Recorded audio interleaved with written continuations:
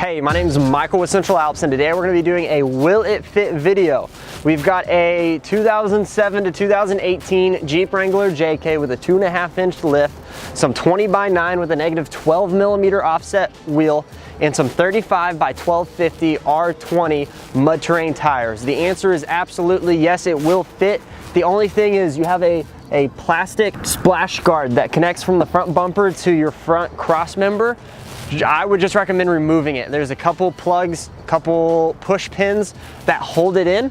Either remove that altogether and or trim it with a knife or a small reciprocating saw. Besides that, the setup fits perfectly. It's a great look. It's not too big of a lift. It won't change your ride quality or suspension geometry that much. It's a 2.5-inch lift. So if you have any questions, comments, concerns, complaints, leave us a comment, shoot us an email, or give us a call or text at 833-268-2577. Also, if you want some parts, go to our website. Hopefully we can sell you some. And if you're in the market for a vehicle, but you want it already built and lifted, go to our website, central-alps.com, go to the inventory page, and the hope is that there is a dealer with the perfect vehicle already lifted, already built. You can call them up and buy it today.